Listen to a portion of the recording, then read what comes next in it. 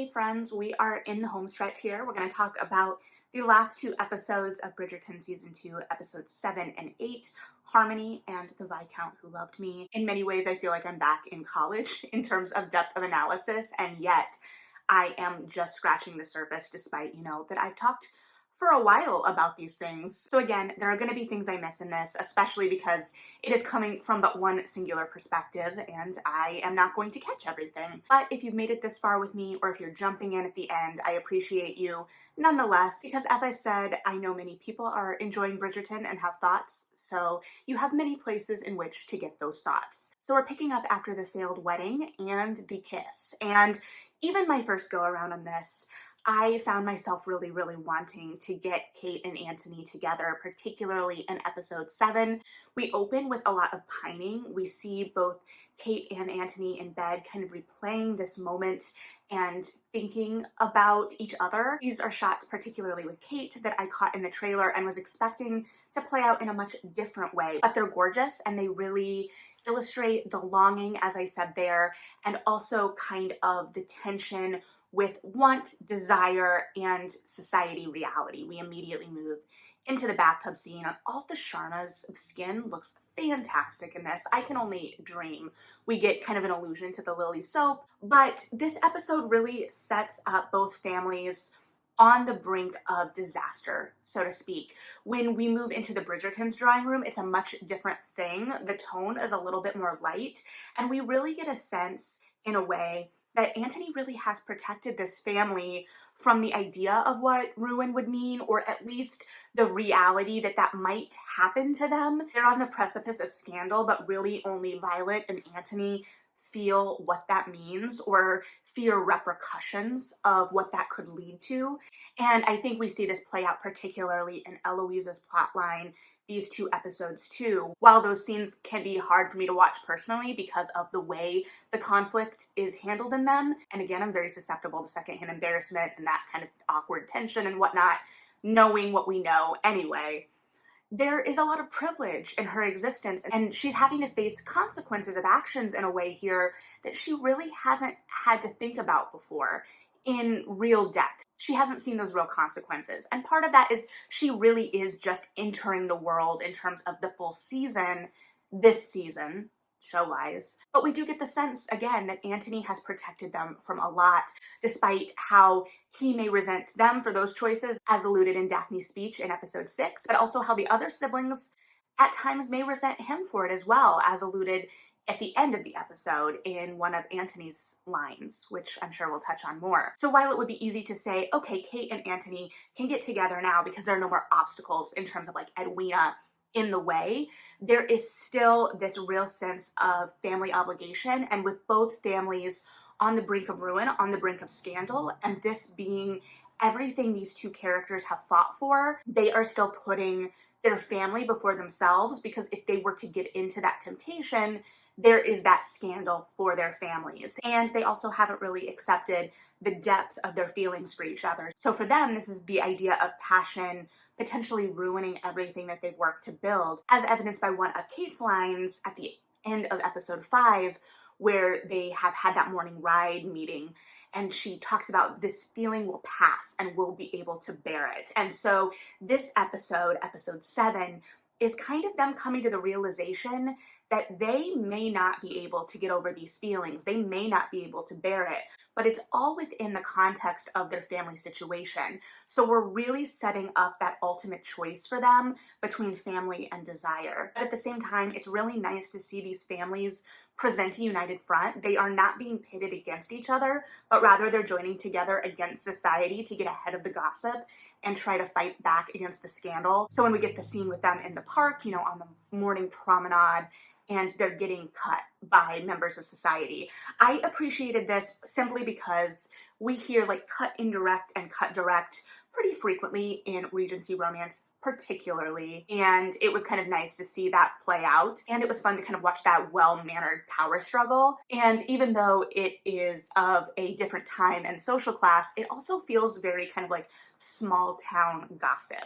It is the sense that this is a very small community and word travels. Like the Lady Whistledown thing is based in the idea of gossip papers that were a thing. So even though it feels like a very nonchalant morning stroll, there are very high stakes within that scene, and I think that that is translated for the screen. And then we see both families kind of reconvene, I believe at Lady Danbury's, to kind of figure out what they're going to do. And again, here we see the blocking and the spacing really playing into things, because we see Anthony and Kate put at the head of the room in a way. And granted, it's kind of like they're talking in a circle, but the way the shots are set up, it looks like they're at the head of the room. And so Violet suggests throwing a ball, so it's like business as usual, show the ton that there's no hard feelings between the families, and to try and kind of move on and set the narrative themselves. And Edwina, you can see, is just like wants to be anywhere else but in this room. But the minute she sees Anthony is uncomfortable with that, she is in. And we get a little bit more spitefulness from her in that moment and in these episodes than we really have, obviously, because she's still on the ends of heartbreak. But the way that that character has been handled, particularly in these two episodes, is a little bit hard for me, because in many ways it feels like we are always kind of giving her an emotional beat for Kate to react to, in that in these two episodes, Kate is largely reacting to Edwina's anger and resentment. She is prioritizing that relationship and attempting to reconcile with Edwina over Anthony, right? So generally we will see Edwina kind of say a cutting line, and that is where we will see Kate then kind of push Anthony away the next time they interact. And so I understand that, and it makes sense within Kate's journey, but I wish that they'd given Taritha a little bit more to dig into there for Edwina, because I think she does wonderfully with what she's given, but I feel like she's given kind of these broad beats in terms of where she is emotionally, and I really would have loved to see what she did with a more nuanced character arc for Edwina. I think she adds a lot of nuance to what she's given, but I think that there are things that could have been done in the writing for that character that could have fleshed her out a little bit more and given the actress a little bit more to play with, and that also would have continued to provide further depth to Edwina and Kate's relationship and the rift there, because obviously the rift there is heartbreaking. Although there is, of course, still a little humor in this scene, because we have the moment where Newton kind of jumps up on Anthony's lap, and Kate and Anthony both kind of stand up and immediately kind of gravitate toward each other, and Edwina is like, was I really that blind? And it's like, yeah, you were. So the families kind of set down the ultimatum here, like, is this going to be a problem? You guys have to get yourselves together. You cannot allude to any feelings, to any attraction, to anything further in order for us to get through this scandal. And so it's this idea that one more time, they're going to sacrifice their wants and desires for their families, as I said before. And as Anthony's kind of fleeing the room, because, you know, his world has been upset a bit, and he's starting to feel feelings. And feelings are hard for Anthony, but these two episodes are really going to get him to some feelings. And he ultimately handles it very well once he allows himself to feel those feelings. And watching the transition of that, particularly in these two episodes, is just wonderful. So he's fleeing this room, and Violet is following him, and she's pushing him a little bit, and he kind of snaps back. He's like, do you want me to admit that I failed? And this idea that he is articulating this failure. And so again, to reiterate, we're setting Anthony and Kate amidst these failures for them, and watching as they still gravitate toward each other. They're still fighting against this, but there is, again, even a step more of emotional vulnerability. And then we get a small scene between Benedict and Anthony, which I really enjoyed, because Anthony kind of like walks into one of Benedict's artist parties, and he's surly, and he's like, what are you doing? You're number two, but that doesn't mean you don't have responsibilities. And this moment is very rooted in the moment with Violet, where he talks about his failure, but also the idea that he's not the only one that can pass on the Bridgerton name. And so he's going to the next in line, Benedict, but not necessarily liking what he's seeing there either. And he's continuing to feel this loss of control. But then we also get a really great moment between Benedict and Anthony, where Benedict is basically like, I've been watching, like, I've seen all of this. How long are you going to keep punishing yourself? And there's some real insight there. And I thought originally, again, in my hopefulness, because I wanted Kate and Anthony together, that first viewing, that this might spark something in Anthony, that this might push to a realization that got them together quicker than they do. But alas, not quite yet. So they go to an art museum together to see and be seen. and it allows for some really great breakaway private conversations. The shots are gorgeous. It's just really great. But of course, on the way in, we also see Anthony take like a big whiff, and like we know that he is very attracted to Kate's smell. And I think too, this goes back to how great the acting really is here, how grounded, because it would be so easy for things like that, moments like that, to read completely absurd. But because the actors in this take everything so seriously, that they are treating these emotions and motivations and desires of these characters seriously, it is grounded and it reads true. So we get actual longing and desire and unrequited love in that moment rather than absurdity. And in the art museum too, we get a lovely conversation between Anthony and Mary, where Mary really articulates all that Kate has sacrificed for their family. And I think in that moment, Anthony realizes that they are a match in that way as well. I think he's recognized that Kate's motivations have always been driven by her sister in some way. Once he can get out of his head a little bit and that instinctual pushback that each bring out in the other. But I think that this moment and hearing it articulated from somebody else really helps him see it in a new light. And Mary, there's clearly regret into how she's handled things after their father died, and she's taken responsibility a little bit. We still see that real love and care for both of her daughters there, which I think is very important. And then this keeps Kate on the brain for Anthony, right? Like, they're told they have to stay away from each other, but Anthony is very much aware of where Kate is in the room at all times. And so then Kate and Edwina have a conversation. And, you know, I really hoped that they would make up here too, but alas, they're not going to. And so we see Edwina still a little bit in her hurt and her anger, and she kind of pushes back against Kate. She basically tells Kate that she doesn't believe in happily ever afters anymore, or that they're not real. And Kate has to sit with that idea that she's ruined that for her sister. And so then when we see Anthony approach Kate and he is ready to talk about this kiss, he's like, remember that time that we kissed and it was wonderful? And Kate is like, nothing happened. And she mirrors back Anthony's words to her after they were caught by Daphne in the library. So the parallels that are being drawn at all times in this season are really fabulous, even if they stab in the heart a little bit. And also the blocking of this scene is great. We've got that real distance between Kate and Anthony. They're separated by this large physical object, but he is constantly kind of straining toward her, and she shuts it down. She calls what they did a terrible thing, because in her mind, that's rooted now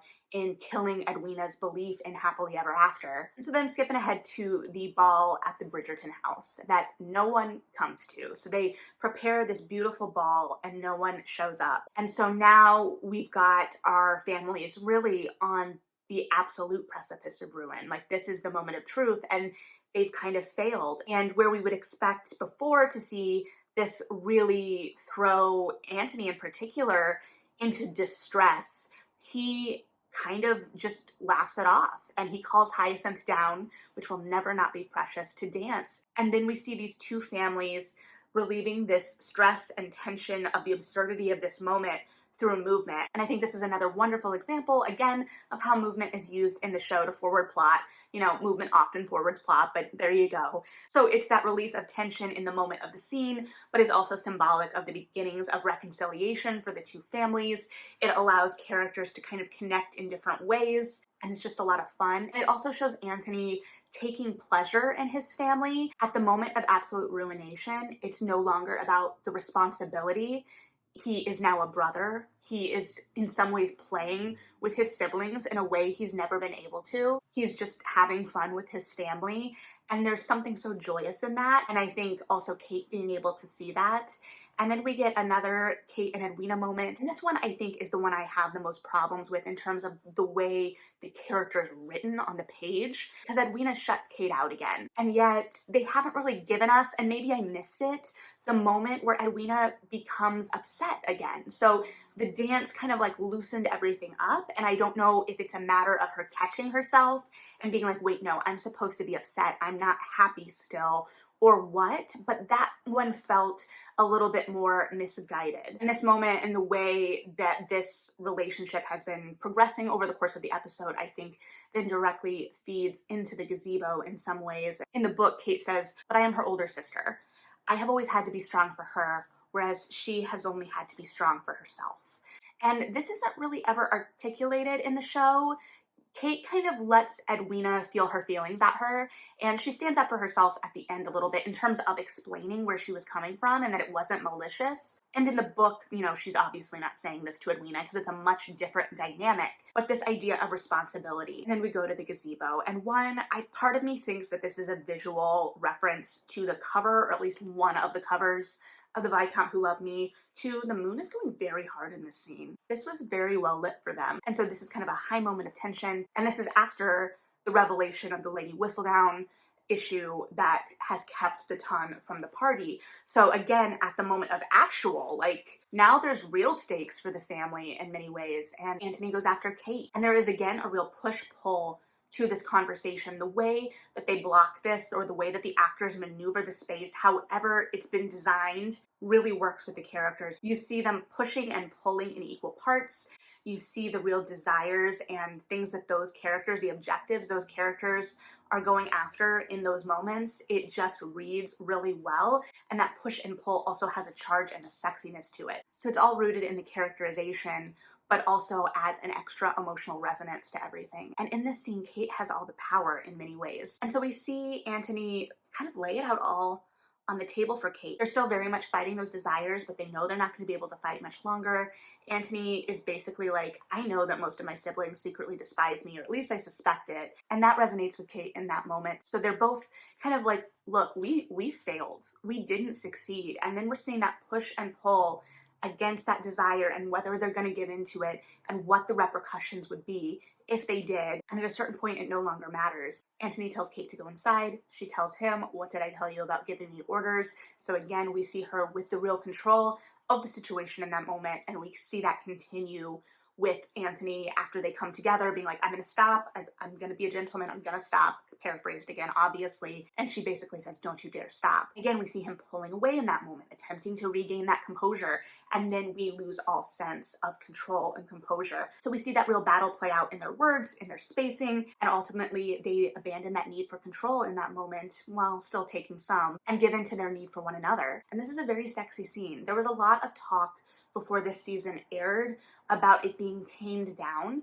And I'll admit that I was a little nervous about that, because I'm used to, and again, caveats that there are exceptions to every rule, and this is more what I'm generally drawn to. There are many, many forms of romance and subgenres of romance, what have you. But generally, more intimate scenes of that nature are forwarding the plot in some way, revealing bits of character to each other or to themselves, and it's a way to explore intimacy for those couples at different levels. Again, I recognize that this is a much larger conversation with a lot more nuance, but I think that this was handled very well. We got that real sense of emotion from the scene, and it did again make me miss some of the more emotionally vulnerable or intimate scenes that we could have gotten through conversation. But I think if the pacing in this 3 episode stretch was handled a little differently, we maybe could have got, but we were also kind of focused on what was keeping these two apart and how they drew together anyway. So we weren't really putting them in positions where they could have larger conversations. They were more stealing moments and fighting against those instincts within themselves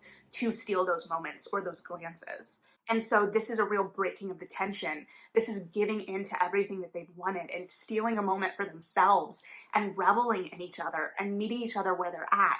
And so I think that this was still incredibly beautiful, incredibly intimate, makes me very much appreciative, again, of intimacy coordinators. So we have this very charged encounter, and we see Anthony waking up almost a new man, but he's alone. And then it starts to rain, and we get these flashbacks to the night before and even more of the intimacy between the two. And we see Kate kind of running from that desire, and we see Anthony running toward Kate. And now it's raining, and the symbolism of the rain, that renewal, that rebirth, but also that we're using the symbolism of rain so much in this season while only once acknowledging that Kate's afraid of the rain. I don't know that they're ever really going to go back to that. I don't necessarily want to dwell in trauma for Kate, but I do like that real gentleness and emotional intimacy that we get from some of those scenes. So I don't know. We'll see how that happens in the future, but there is a real gentleness and emotional intimacy to both what we've seen and kind of where we're going. It's just going to take a second again to get there, because we're allowed to have nice things for a second. So Anthony goes to propose to her, and she's gone off on a morning ride. It's pouring. He rides after her, and he sees her fall off her horse. And in the book, this is, after they're married, it's a carriage accident. I loved the changes of this moment, and that she was alone and that she was in control of that moment for herself. I don't know when they decided to make this change, because there is a similar ending to book 1 for Daphne that we don't get. So I wonder if they already knew that they wanted this for Kate. And in my head, you would have made that choice about the ending be that kind of moment at the absolute crisis, and then kind of gone in and folded in the horse riding throughout the rest of the season. I'm not sure how they came to that decision, but it illustrates a real autonomy for Kate throughout. The fact that she's literally able to grab the reins and have control. And here we've seen her lose all sense of control, in many ways be very disconcerted and unsure of what the future now holds for her. And in that moment, she loses that control and crashes down. And the absolute horror and grief on Anthony's face, watching her fall, watching him stagger away with her body, hearing the repetition of the "stay with me" that we heard from Violet to Edmund, knowing that Kate is Anthony's Edmund. And when he brings her back home and is able to take control and issue orders and look after her care in a way that we saw him unable to do for his own father. And a lot of that too is he's much older. He is much more wise to the world. He's a different grown man. But we see this really crashing together for him. But also the moment Benedict runs in, because he'd heard and he's checking on Kate, but also he checks in with Anthony. He said, "Are you okay?" He sees how this has devastated his brother. And then we go to the Bridgerton drawing room and realize Anthony hasn't been to see Kate. She has been unconscious and he hasn't been at her bedside. His inability to face even the possibility of losing her. I'm going to admit, I expected him to stay at her bedside, so that threw me, but it also made perfect sense. And that we see Violet kind of recognizing what is going on with him in that moment. And when she tells him finally that Kate is awake, the reaction in this episode, his face when he realizes she's going to be okay. This is some of the best and most heartbreaking work of the season. And he's finally allowing himself emotion. We see tears. Daphne said he didn't even cry after their father died. Kate has unfrozen him. She's let that emotion back into his life. She's letting him feel. And in many ways, his, reputation as a rake, his life as a rake, was chasing those feelings, which is a very common occurrence, particularly in historical romance.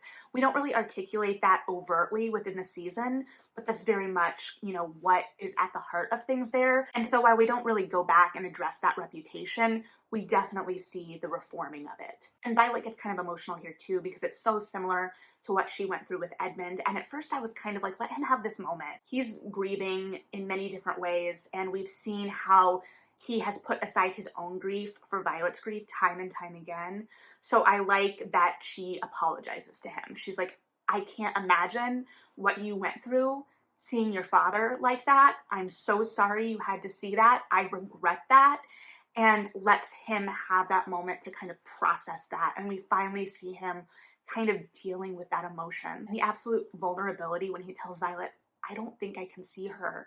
He reveals himself to his mother in a way we haven't seen yet. And then we get their hands clasping as well. There is just a real moment of reconciliation, and they are able to kind of see each other in a new way. Anthony is able to see what his mother was going through in that moment in a way that he hadn't been able to at the time. So seeing those two have that moment was just really special. And then we see Anthony visit Kate. And was he wearing purple? Please someone correct me. It looked kind of like it when he was in the doorway, but I couldn't really get a sense of it in the bedroom, because if he was wearing purple, the color Kate has been wearing practically this entire season, I don't know what I would do, but it would be a nice touch, wouldn't it? And he comes to propose to Kate, and in many ways he is putting his heart on the table. However, he is not using his words in the way that Kate needs to receive them in this moment. He's saying, I took liberties, you didn't deserve that. And he's saying from him, you mean so much more than that. You deserve more than what I gave you. But what Kate is hearing is that she's an obligation, and she knows in that moment, I think part of the reason that she ran is that she recognized that there were deeper feelings, and she had to get away. And so she rejects him. She says, I'm going back to India. And they have a little bit more of an unguarded moment there too, because Anthony tells her, you're running away. And they kind of share that moment, because Anthony recognizes what running away looks like. But at this point, if that's what she's choosing, there's only so much he can do. We've seen that he's going to let her set the pace of this. And so again, in this moment that we thought would bring our characters together, we're seeing them still apart. But then we get Kate and Edwina making up. And in many ways, I was like, yeah, of course, Kate and Anthony aren't going to get together until that reconciliation happens. And I think from this conversation, Edwina talks about how she was made a fool and felt like a fool. And I think that that's where they're trying to root a lot of the anger and resentment we saw from Edwina in the episode before. And again, I don't expect that to be something Edwina would just get over right away. I just wish they'd allowed her and her relationship with Kate a little more emotional depth there if they were kind of going to raise it to the ground like that. Especially because even Edwina's revelations here about wanting to find herself and be herself, she doesn't like who they've become, is really pushing Kate toward also being truthful to herself. So even here, her revelations are serving Kate's journey, which makes sense. We're forwarding Kate's journey. But at the same time, let's let Edwina have some moments. And then we get some really lovely one-on-one family moments, both for Anthony and Kate, that kind of recalibrate how both are thinking about family and how they are positioned in their family. And it's just a reset of what that obligation means. And so we've seen Anthony finding joy with his family at the end of episode 7, and we see Gregory kind of coming into his study. And so we see Anthony kind of apologizing and meeting Gregory where he is and, you know, talking about how they don't talk about their father enough and just being more vulnerable. And he is a father figure to Gregory. He's basically Gregory's father. And so watching that moment is really intimate and also sets up Gregory for his journey much down the line, because we know how he looks up to Anthony. And in many ways, the romantic that Gregory becomes, at least in his book, is shaped by Anthony and Kate's relationship and how he has seen that modeled for him his entire life. But ultimately, this scene has kind of the most acknowledgement of Anthony's past behavior and what that was. He kind of apologizes to Gregory and kind of says, you know, I shown up far too late to far too many things. This idea that he hasn't really been present with the family outside of this idea of duty and obligation, and that he's been kind of running from the past. And so again, this is setting the course for a new future. And then we get a moment between Kate and Mary that is gorgeous and kind of mirrors one of my favorite moments in the book. I honestly wish we'd seen more between their relationship, but I'm going to be happy with anything I can get. And so Kate is kind of opening up to her. We're seeing a real mother-daughter moment in a way that we haven't. And again, we're seeing these walls kind of crumble in a similar way to how Anthony's walls crumbled with Violet earlier. And Kate's like, I owed this to you. And Mary shuts that down, this idea that Kate had to earn her place. And you can see the kind of heartbreak from Mary in that moment. And it mirrors the scene in the book where they're having a similar conversation, and this idea of the fact that Kate has always been a daughter to Mary and Mary has always been a mother to Kate, while still acknowledging and respecting the mother that she lost. And so then we see Kate crying and leaning on someone really for the first time and acknowledging this idea that Anthony was going to propose, but he doesn't love her, and that heartbreak of thinking that he doesn't love her and what she feels like she has to do because of that. And then we get to the Featherington ball, and I'm sorry because I think this is going to be a little longer than I anticipated, but is what it is. We'll see. Before we jump back into Anthony and Kate, especially because, again, this episode, there is so much going on. There's so much that they're seeding for next season. Even though I don't know exactly what that is yet, there's so much they're trying to tie up that it could become a little frustrating the first watch through, because I'm like, Kate and Anthony aren't together yet. Like, what the heck? Why am I not getting more time with them? So before we follow through the end of that, I do want to just touch on a couple of things. One, where the heck is Francesca? We got her a little bit at the beginning. We haven't seen her for a couple episodes, nor has anyone referenced her. I don't want audiences who haven't read the books to forget her, but also they may be just playing into that at this point, and they may really lean into her season like they do with the book, how she feels kind of forgotten by her family. And then let's just touch on Penelope in relation to Eloise and Colin real quick, especially because both have some pretty significant changes. In relation to Eloise, we obviously get the whistle-down reveal in a much, much different way than we do in the books. Obviously, they're playing on that tension between the two characters. Both say some really hurtful, nasty things to each other, and I think both of them are in the wrong in different ways. But it's also about watching these characters grow, and in many ways, I think this season is kind of shaking up Eloise's worldview and making her recognize the privilege that she's had. And Penelope calls her out on that a little bit, and yet she's still in that first midst of hurt. She has a right to be hurt and devastated, but I'll be interested to see how that plays out.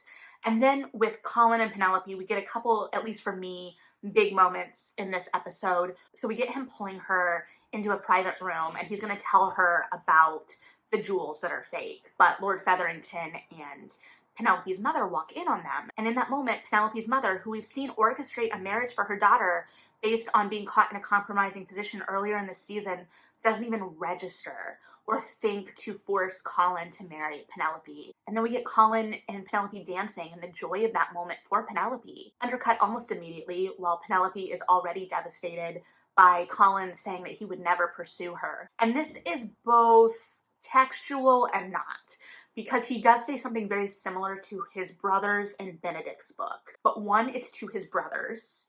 Two, Penelope does overhear, but she is allowed to retort. She basically tells Colin that she's never asked him to court her, and Colin feels properly shamed in that moment. Here, she's not allowed to kind of get her piece in, and two, he does it publicly amidst mixed company, and the cut of that.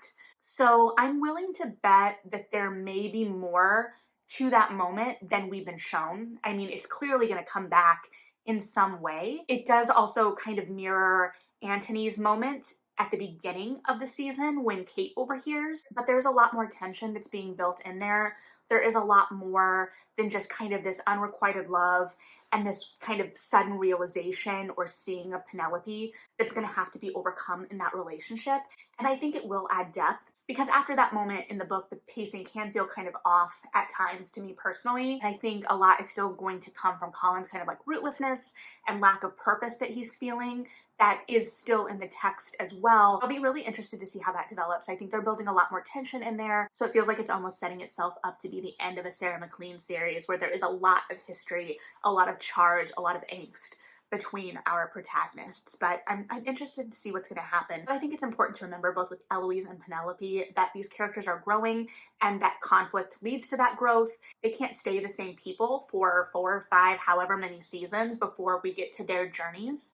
And it is, of course, going to impact their journeys and may impact how we are responding to them. But it'll be interesting to see how that plays out. I know that there's a lot more nuance and conversation to be had about those two plot lines in particular, but I wanted to at least acknowledge them. So then let's swing back to the ballroom proper. Sorry if my voice is getting a little bit worn out here. One, Kate looks stunning in this scene. The entire outfit, A+, gorgeous. And Antony thinks so too. And so we get a moment of real joy between Edwina and Kate. And then we see Edwina kind of clued into the fact that Antony and Kate are still searching each other out instinctively in this room, and she kind of gives her blessing. And so when Antony comes over, we see a playfulness we haven't really seen yet, like maybe back in the mud scene, but this is lacking that antagonism. They're just enjoying each other's company, especially because both don't have an expectation that they're going to get more time with each other outside of this evening. And we get to see a more playful Antony than we've seen to this point. And we see him willing to not dance with Kate to kind of protect her reputation, and her being the one to push them onto the dance floor. And then when they're there and people start drifting off, she asks if he wants to stop, and he says, just keep looking at me. And they're totally in each other's worlds and nothing else exists. And it's both beautiful and heartbreaking, because to them, this is a goodbye. And we see it in the eyes, right? Simone Ashley's eyes again, the heartbreak there, even as she's trying to take it all in for the last time, and how the intensity of that actually forces Antony to look away at one point. He becomes a little overcome by emotion, and how clued in we see the Queen to all of this. Everyone is watching this, and they're in their own little world. They've given up everything. They've become the scandal they avoided for so long, and yet they are only with each other in that moment. And we see Queen Charlotte recognize that and save their reputations, and yet they're still totally engrossed with one another. And we only see Kate flee when she becomes overcome with emotion. And before we see Antony approach her out in the garden, we see him have a moment with Benedict, and this kind of shows him reconciled with both generations of the family. And then we see him go to Kate, and he puts everything on the table, tells her that he couldn't bring himself to see her when she was sick, and he can't even fully verbalize the idea of losing Kate and what that did to him. And so we've seen him finally thawed. He's finally able to feel those emotions, and Kate is able to meet him there, and we're finally allowed to feel and live in that joy for a moment. And we go to the epilogue, and we're allowed to live in that kind of honeymoon phase with them, and it's beautiful and sexy and fun. And I love that they've kept those epilogues in the spirit of the books. And so I kind of rushed through the end there. I apologize. There was a lot of emotion and charge in those scenes, clearly, but the entire season was shaped around that emotional thawing. So that was the end beat, which I understand, even if I still missed a little bit more of that deepening within the relationship between them, and they do land the ending, and they manage to sustain that tension throughout, which is really something. And part of me wonders if we sacrificed some more of those Anthony and Kate interactions, the deepening of that I think we still could have snuck in if we tightened a little in other areas, which was possible. I wonder if it was about maintaining that tension, because it is a delicate balance. And again, these actors' performances were so grounded that they made it look effortless. But again, I appreciate the importance and emphasis given to the emotional journeys of these characters and how it takes love seriously, even if our characters don't at first. So with the confirmation that both Anthony and Kate will be back in further seasons, I'm really interested to see what they're going to do with this relationship, how they're going to shape it, how they're going to deepen it, what it's going to look like, and how much of a plot line they're going to be given in further seasons. Because again, we are still, following the model of shifting focus from sibling to sibling. So I'll be interested to see how we continue to model that. I'm also interested to see which sibling we go to next, since it has been said that these series may not necessarily follow the book order exactly. So I don't know if they're anticipating upsetting that next season or sometime in the future. Haven't read that deeply. Again, there's so much more that could be said about this, but I'm not going to keep you here forever, and I don't think my voice can handle it. So what are your thoughts on these final 2 episodes, and what are you looking forward to in upcoming seasons? Thanks for hanging out, and yeah, bye.